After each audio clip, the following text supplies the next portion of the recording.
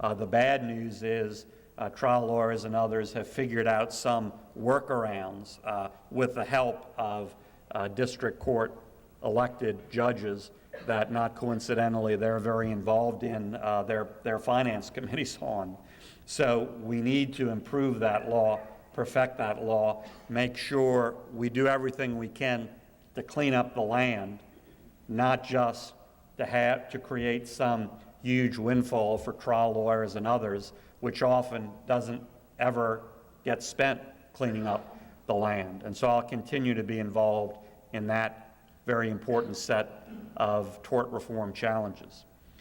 Since the development of those, what I would call sort of traditional legacy lawsuits, there are other categories of litigation that are very important. The big levy board suit and the parish lawsuits. And I'm beginning to do a lot of homework about those as well to see where they stand, what the legislature may do this year about them, and how we can move forward in a productive way.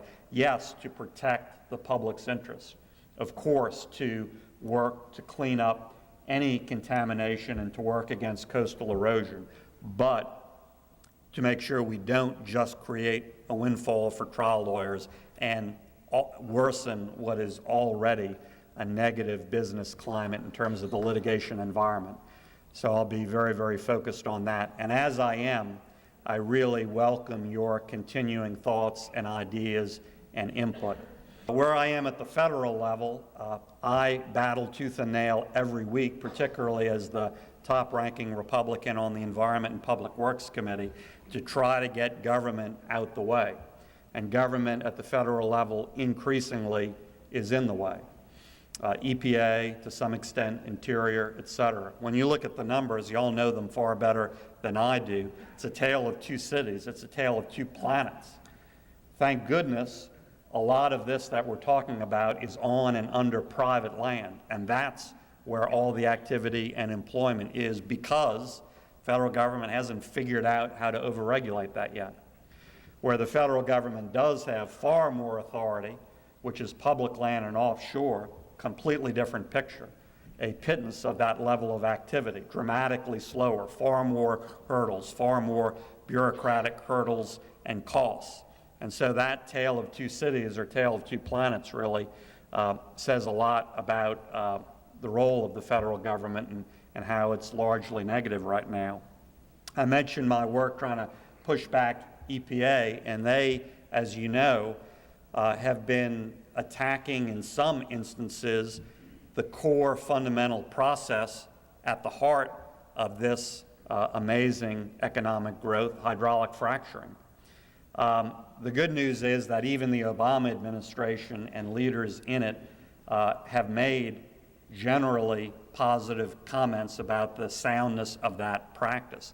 The bad news is that in many specific instances, their agencies have acted otherwise, and EPA is a great example. In three big instances, EPA actively tried to get involved, persecuting companies involved in hydraulic fracturing and trying to call that entire process into question. Parker County, Texas, that's the famous Range Resources example. The EPA really led a witch hunt. Texas regulators were there. They were acting appropriately with the local situation, and EPA, under the leadership of Al Amenderas, came in and really tried to change that. Related to that, he made his famous comments about trying to crucify oil and gas companies across the board. The fact is, once the dust settled and once the facts became clear, EPA's position was completely unfounded and was found to be unfounded. And a Texas judge found EPA worked with environmental activists to misrepresent many significant facts and twist many significant facts. Pavilion, Wyoming, same story in a different part of the country. In December 2011, EPA released a highly publicized draft report specifically pointing to hydraulic fracturing as a cause of groundwater contamination there. This led to significant additional investigation, and Again, EPA's initial allegations were found to be completely unfounded. EPA pulled back, it stopped its action, but amazingly, EPA still has this same completely flawed draft report and completely erroneous findings on its website. Dimock, Pennsylvania, a third of EPA's unsuccessful attempts to link hydraulic fracturing to groundwater contamination. Same general storyline, same ending. Once real facts were brought to bear, EPA's initial position was found to be completely unsubstantiated, and they had to back off. Unfortunately, those are three very real-world examples of the battle we're constantly up against. And I'm blessed with a great staff on the Environment and Public Works Committee. We work every week to push back against unnecessary, burdensome regulation and unfounded persecutions like that. That's going to be an ongoing set of work, and it's just one example in one agency, although obviously an important one, about the challenges we face to continue this great economic growth in the sector. People say we're in recovery right now coming out of the recession. Of course, it's a very slow recovery nationally, but were it not for this domestic oil and gas boom, we'd still be in recession, would technically be in recession but for those U.S. oil and gas jobs. So I ask you, what is the best way to stop the flow of natural gas? Probably through overregulation. And I can tell you we are on the verge of trying to do that. I was a past regulator. I recognize the importance of a strong regulating agency. But it is more than just might to make a regulatory process right. Conflicting regulations, differing regulatory agencies, all attempting to regulate the same activity, will only cause uncertainty and instability, and neither of which gives the oil and gas industry the confidence it needs to invest what has become billions of dollars in ventures they may never be able to get finished. Hydraulic fracturing is not a new technology. It has been used for over 60 years. Thousands of wells have been used without any environmental harm.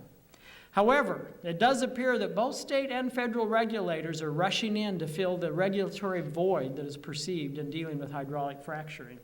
And I think this is where science and certainly some caution should be used.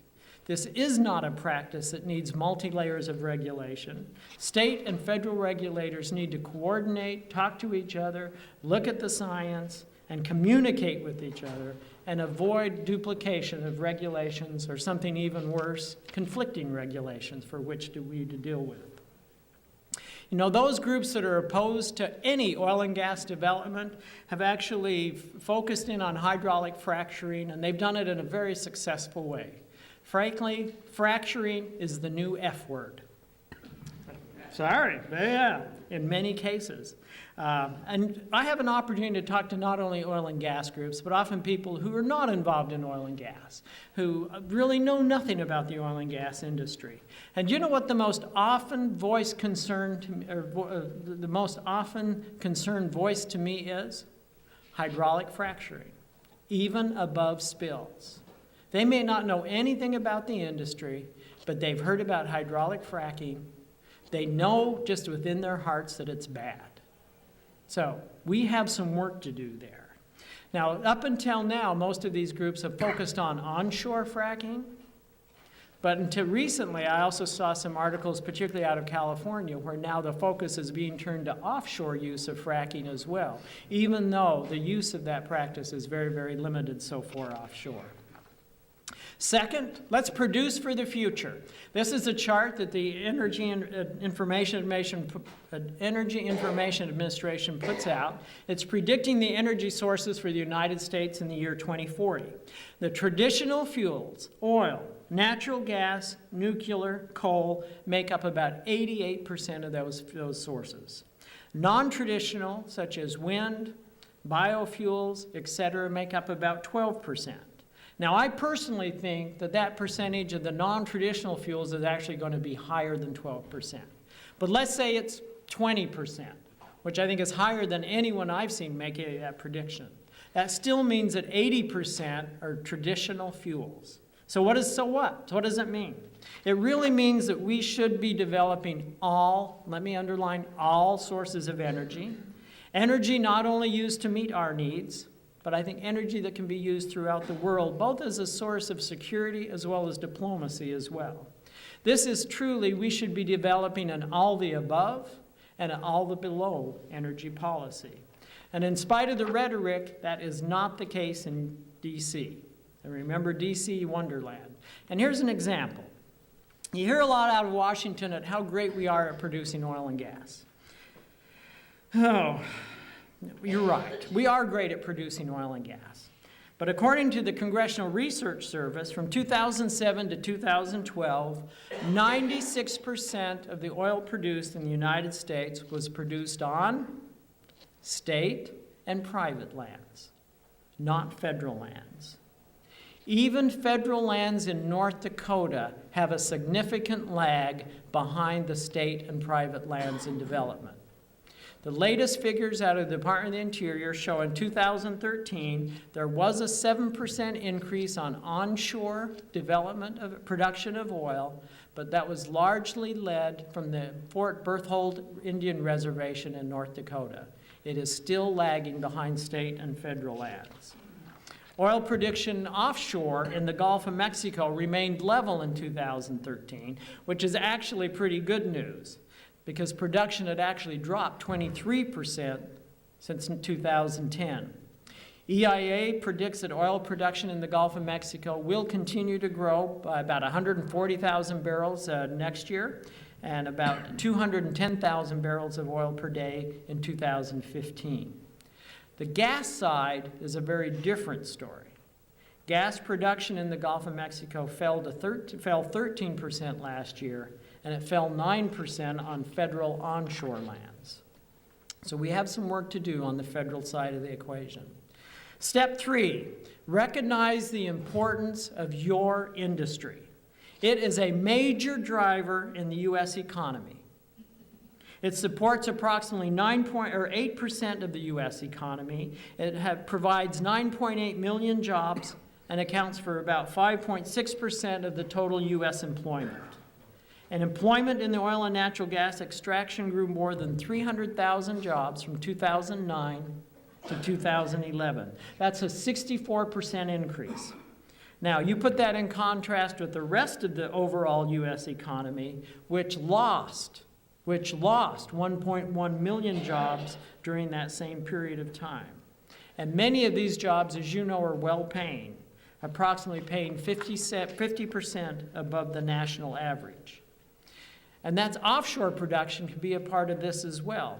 In 2012, a Quest Resources study indicated that from just the Gulf of Mexico, that there were at least 47 states and 2,400 companies contributing goods or services towards the offshore industry in the Gulf of Mexico. There could be much more if we had the right policy decisions made. And that brings me to the fourth step, and that I think we should be taking. Currently, almost 87% of the offshore United States is off limits to oil and gas exploration and development. Maybe say me one more time. Almost 87% is off limits. And we're still very much like Alice in Wonderland as we look at this. We're looking down the possibility of having economic and energy freedom, but we don't seem to know which way to go. Should we go offshore? I think we need to discuss that, certainly. What is out there? Is there potential? We think there is, because even based upon 30-year-old data, the U.S. government estimates that opening up the Atlantic, the Pacific, and offshore Alaska could result in over 40 billion barrels of oil and 187 trillion cubic feet of natural gas.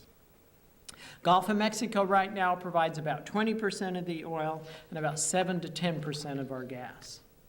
Opening access to the more of the OCS also brings about great benefits in jobs, energy, and revenue.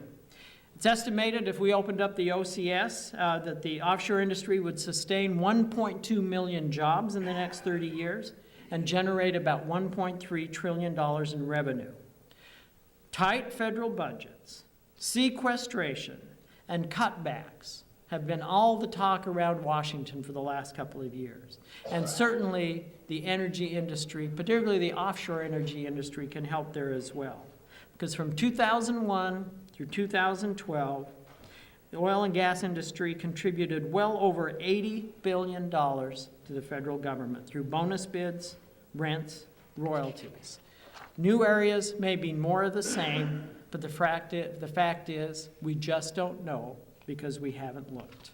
And we think it's important that we not only develop the Gulf of Mexico, but also off the coast of the Atlantic, the Pacific, and Alaska. What will it take to develop those areas? Two things. You can either do an act of Congress, which we've got halfway through, or the Department of the Interior to put it in their next 5-year plan. What potential does that offer to the United States? It could be 40 billion barrels of oil, and it could be about $1.3 trillion in economic benefit. What about opposition, particularly in states like California? Is that as strong as it was maybe 10 years ago? It doesn't seem to have reduced any, but the funny thing about California is oil is currently being produced. I think it's time that we allow them to actually produce more oil.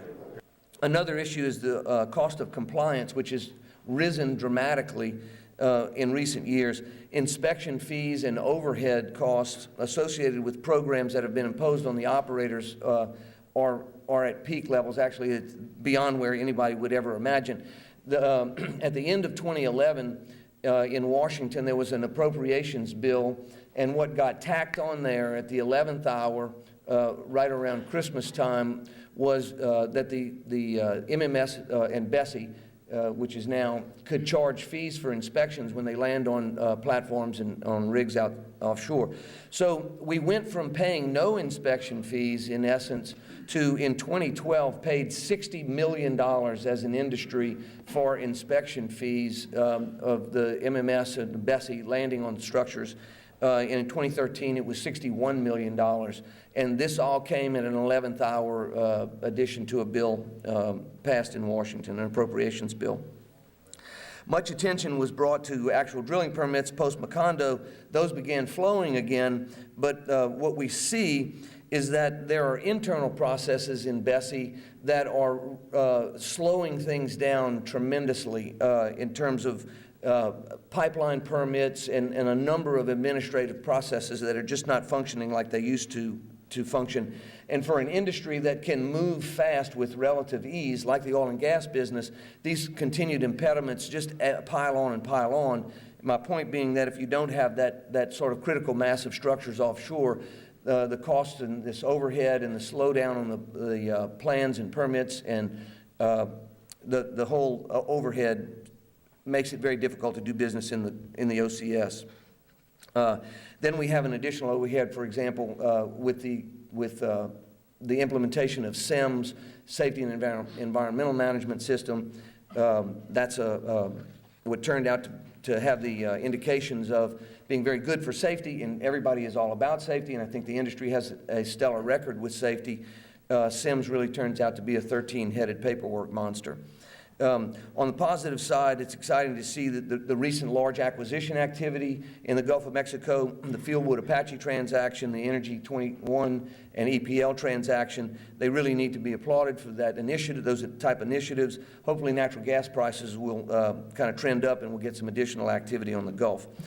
When I first started with New Park, it was a Louisiana company back in the early 90s. But we've expanded. We've got about 2,300 employees worldwide now.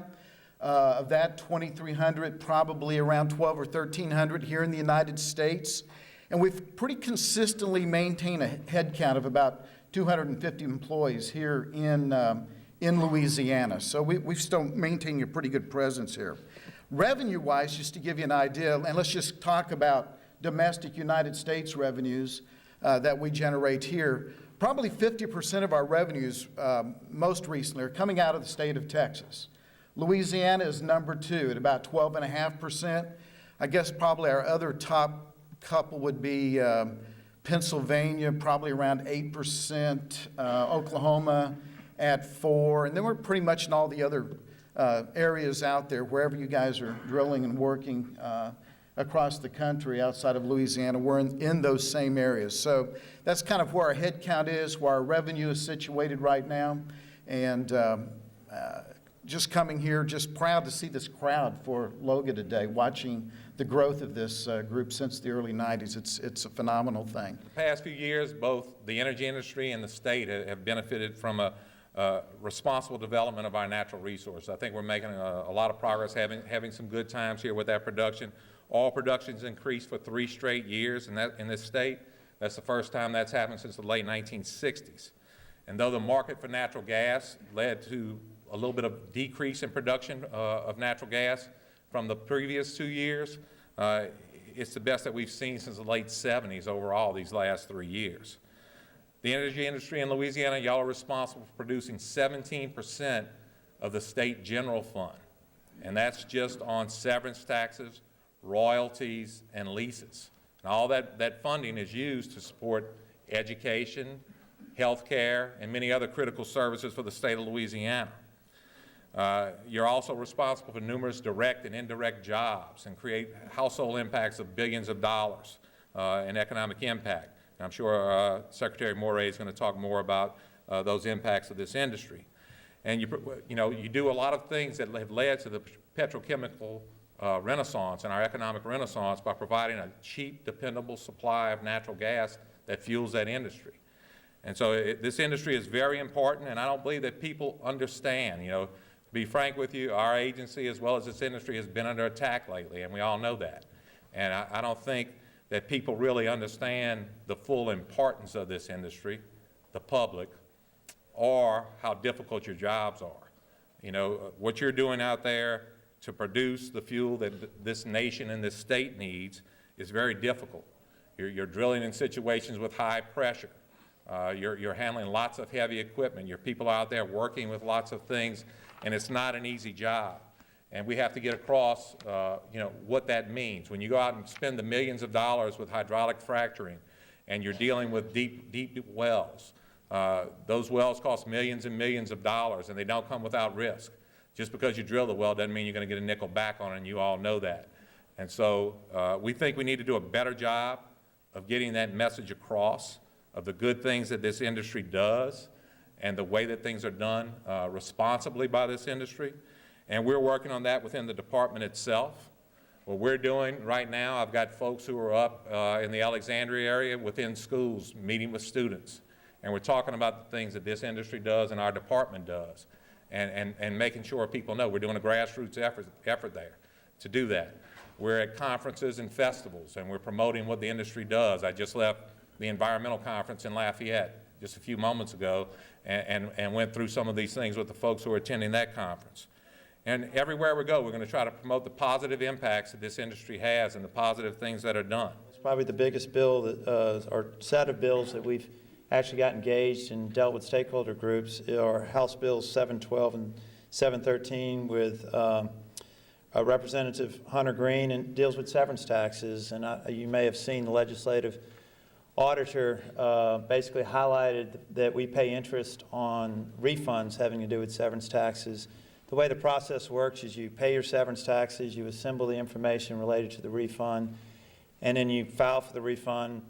Once we get all the information and verify it, we send the refund out. It typically takes us 6 months or so to get all the information, roughly a month or so to go through it and send it out. But we're paying interest at judicial rates. So that was highlighted as an area of government waste. I guess if your money's being tied up for 6 months, you don't feel so good about that.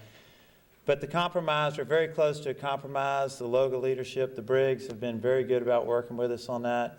So we're very close to having some language tied down. We're basically, as soon as we got all the information, then the interest would start accruing, and I think that's a fair result for everybody.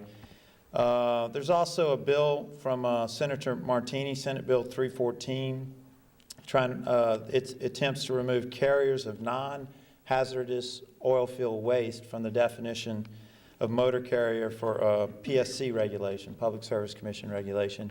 That effectively will exempt these carriers from the transportation and communication tax and related fees, which a lot of other industries have, by the way, so it's putting you more on equal footing with other industries.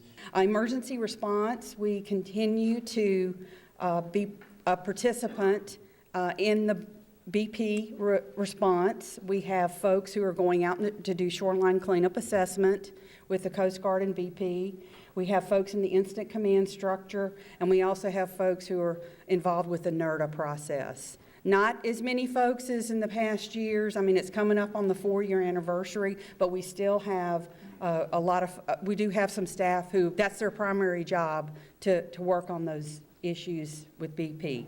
If you add up all the projects announced in Louisiana and Texas over the last few years, there's been more manufacturing investment announced in the state of Louisiana than the entire state of Texas over the last few years. I don't mean on a per capita basis, I mean on an absolute basis. It's a really exciting time. We've got about 83,000 new jobs that are being created. Some of those have already been created. Some of those are on the way as these new projects ramp up. About $54 billion of capital investment on the way from projects that we've already announced. We have another $30 billion of projects that we're competing for right now. And that ranges from ethane crackers to software development facilities to automotive assembly facilities to aerospace projects. In short, the outlook for our economy is fantastic.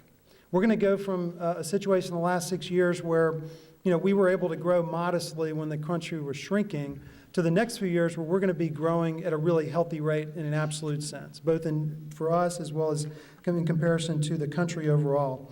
I think your industry, I think all of you are going to benefit from that greatly, mostly because of huge new sources of demand for both dry gas and wet gas.